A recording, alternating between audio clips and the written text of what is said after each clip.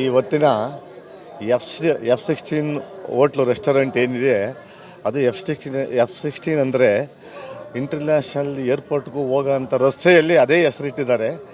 ಇಲ್ಲಿ ಅತಿ ಹೆಚ್ಚಾಗಿ ಇವತ್ತಿನ ಕಾಲ ಇವತ್ತಿನ ಯುಗಕ್ಕೆ ಏನು ಬೇಕೋ ಅದನ್ನೆಲ್ಲ ಈ ಹೋಟ್ಲಲ್ಲಿ ಇಟ್ಟಿದ್ದಾರೆ.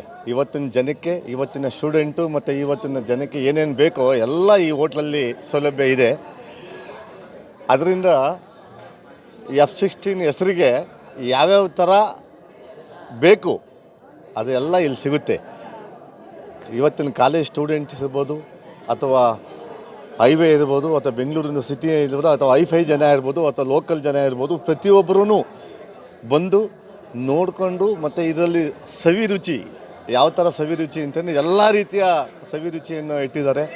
ಮತ್ತು ಬಾರ್ ಆ್ಯಂಡ್ ರೆಸ್ಟೋರೆಂಟ್ ಇರ್ಬೋದು, ಅಥವಾ ಪಾರ್ಟಿ ಹಾಲ್ ಇರ್ಬೋದು, ಅಥವಾ ಮೀಟಿಂಗ್ ಹಾಲ್ ಇರ್ಬೋದು, ಅಥವಾ ಪ್ರೈವೇಟ್ಸು ಹಟ್ಸ್ ಇರ್ಬೋದು, ಅಥವಾ ಎಲ್ಲ ಥರದ ಊಟ ತಿಂಡಿ ವ್ಯವಸ್ಥೆಗಳು ಎಲ್ಲ ಇಟ್ಟು ನಮ್ಮ ಮಂಜುನಾಥ್ ಅವರು ಭಾಳ ಅದ್ಭುತವಾಗಿ ಈ ರೆಸ್ಟೋರೆಂಟನ್ನು ಓಪನ್ ಮಾಡಿದ್ದಾರೆ.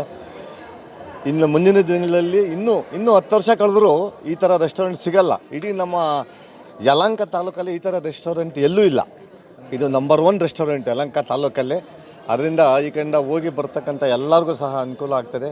ಇದು ಇನ್ನು ಮುಂದಿನ ದಿನಗಳಲ್ಲಿ ಹೆಚ್ಚಿನ ರೀತಿಯಾಗಿ ಇದಕ್ಕೆ ಇನ್ನೂ ಒಳ್ಳೆ ಬೆಲೆ ಸಿಗ್ತದೆ. ಇನ್ನೂ ಒಳ್ಳೆ ಸ್ಟೂಡೆಂಟ್ಸು ಮತ್ತು ಎಲ್ಲ ಬರ್ತಾರೆ.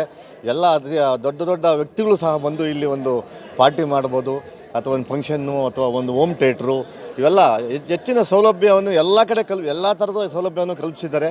ಅದರಿಂದ ಈ ಮುಂದಿನ ದಿನಗಳಿಂದ ಹೆಚ್ಚಿನ ರೀತಿಯಾಗಿ ಒಳ್ಳೆ ಇದು ಅಭಿವೃದ್ಧಿ ಆಗಲಿ ಅಂತ ಕೇಳ್ಕೊಂಡು ನನ್ನ ಅವರಿಗೆ ಆಶೀರ್ವಾದ ಮಾಡ್ತೀನಿ.